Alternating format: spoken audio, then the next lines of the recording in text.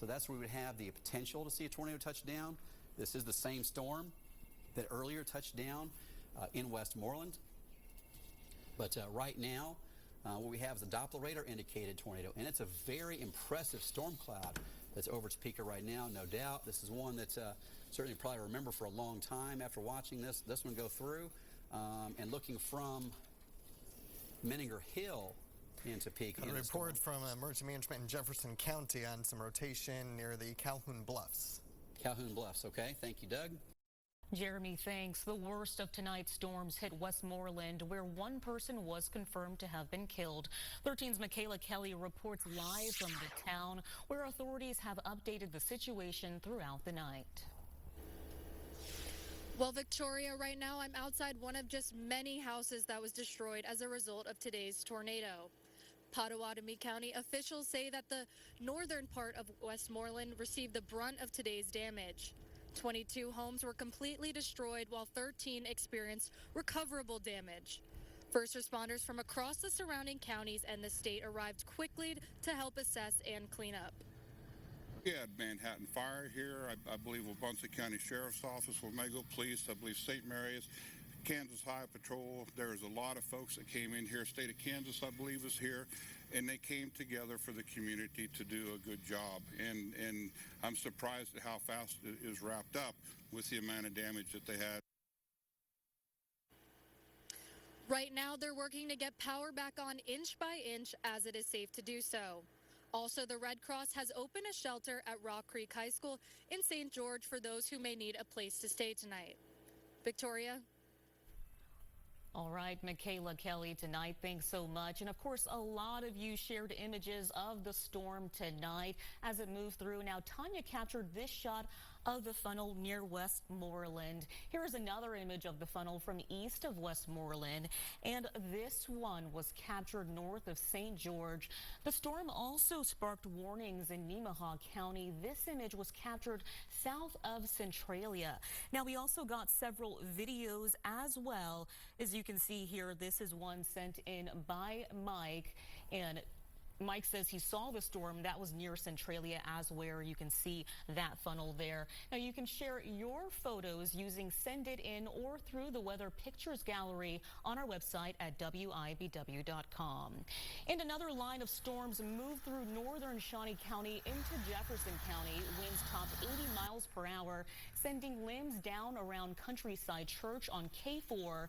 As warnings continued across Jefferson County, the Williamstown area east of Perry took a hit. One family had a large tree crash down on their home, and the streets are littered with limbs and power lines. But once the skies cleared, neighbors turned out to help. All over already, people that I haven't even met before, and they're here to help. They're offering, we've had so many people offering for cleanup and places to stay, and yeah, they really do come together around here when it's a crisis. This community is like a family, and everybody's going to be in here to pitch in and get everything cleaned up and get everything back to the way it was. Shawnee County is investigating an issue with its sirens tonight. They went back off after the warning ended. Officials tell us they believe it was a software issue, and they'll follow up with the provider this week. And of course, Jeremy will have more on the storms tonight coming up in our weather segment. Good afternoon and welcome to Midday in Kansas. I'm Jared Broyles. Devastation in Westmoreland. One death, several injured, and nearly 24 homes destroyed by a tornado yesterday. 13's Madison Bickley is live right now from the Pottawatomie County town with what they're doing the day after the deadly twister struck. Madison. Jared, yesterday afternoon around 4:40, the town of Westmoreland was struck by a tornado. As you can see behind me, we're about 100 yards away from the damage. They are clearing that out now. Community members are out, crews are out, everyone is out clearing what they can. It is a light drizzle right now. We reported that 22 houses in the north portion of Westmoreland yesterday were destroyed, with an additional 13 residences that were damaged, and 5 residential outbuildings. The roads are closed while the debris is being removed, and residents have been asked to place their debris close to the road for easy removal. Red Cross is providing a temporary shelter at Westmoreland Community Center. Anyone affected by the tornado is available to call 1-800-RED-CROSS to get assistance. Salvation Army will also be providing lunch and dinner meals today at the Law Enforcement Center. Officials say that power and water services have been restored and they are operating normally. There obviously, of course, is this light drizzle right now, and there's likelihood of storms developing later this afternoon. We will have more information available for you both on air and on our website as the day progresses. All right, quick question, Madison. Can you hear me right now? Okay, I know there's about to be a news conference where you're going to learn some more information. Do you know who's going to be speaking?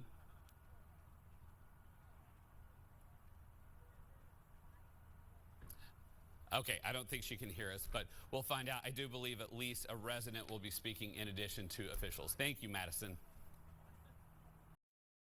Jeremy, a longtime Potawatomi County Health Department worker was killed in Westmoreland's tornado. Moments ago, Potawatomi County officials said it was 58-year-old Ann Miller who was the storm's victim.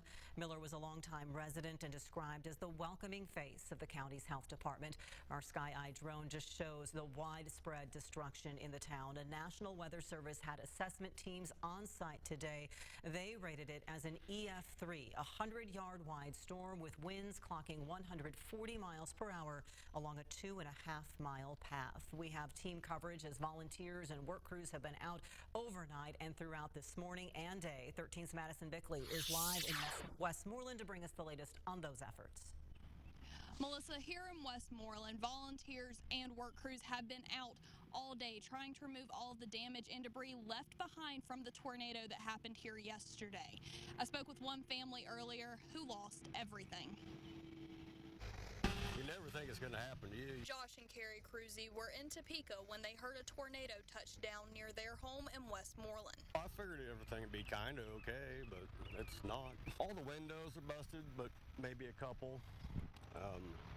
The north wall has separated away from the whole deal. The basement foundation's pulled away, and that far wall keeps getting further and further away, so it's probably going to break and fall off. An EF3 tornado destroyed the Cruzy's homes plus 21 others, 5 outbuildings and 2 county buildings. 13 other homes were damaged. Neighborhoods torn up, everybody's homes are wrecked, and we really don't know where to start. That's the hardest part. Less than 24 hours later, more than 175 volunteers arrived to help clean up the debris, while the American Red Cross provided a temporary shelter for those who need it. A lot of people are probably still in a little bit of shock from what occurred, but due to the response, people coming to help them clean up, make sure they're safe, make sure they're healthy and happy. Potawatomi County says the outpouring of community support helps everyone. Right now, just the encouragement, knowing that you're willing to come help is going to mean a lot to everybody. So just having the people come up and help where they can, just cleaning up sticks out of the yard is going to mean a lot to everybody. That will really help.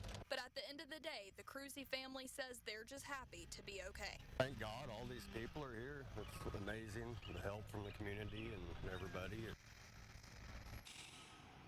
At this time, Westmoreland is asking for monetary donations to help those affected by the tornadoes. Melissa. Madison, thank you. And we're going to have some addresses coming up on where you can send those monetary donations. They say they have all the items they need for now and enough volunteers for the night also. The community support has certainly been strong. The American Red Cross took notice. They've moved in to provide support. That's what they have told 13's Joseph Robin. He continues our team coverage live tonight. Joseph. Hey, Melissa, the Red Cross says the way the community has come together has made their job significantly easier. The community showed up in the biggest, best way that I have seen in a long time. We are grateful and overwhelmed all at the same time. So donations have been steady busy, and we're doing the best we can. The American Red Cross has been set up since last night with food and other supplies for members in need. We will continue to operate that shelter for at least another 24 hours. We provide lots of different support services. We're also providing feeding services to anybody who comes into the shelter. We had several volunteers on the ground this morning that were going out into the community and distributing emergency supplies. Anyone in need of certain items can come by the Westmoreland Community Center. Food, hygiene, we have clothing and bedding. Nothing big yet because we're not quite ready for that, but anything you need for your immediate day. While seeing the support from everyone, Red Cross volunteers say it makes their job easier. The community is extremely generous. There were multiple food trucks here today providing meals for no charge to anybody who came up. But the support here amongst the community, they're very tight-knit, they're very close, and they help each other out. So it makes our jobs a lot easier, as well as other organizations who have come in to support the community. Community volunteers said that they are very grateful for all donations, as anyone can drop off items at the community center in Westmoreland. Melissa? Joseph, thanks so much. And again, we did get a late word just before the newscast that they have enough items right now, but they do need money. People are going to need to pay for a lot of this recovery. So take a look at what's on your screen. Area organizations are coordinating recovery funds. You can scan the QR code for the Kanza United Way or go to kanzaunitedway.org. The Wamego Community Foundation has set up a fund. You can find that at wamegocf.org. And you can find the Caring Community Foundation Fund on that organization's Facebook page. They have a link from there to get there, and all of this information is online for you at wibw.com, so you can find it in one easy spot.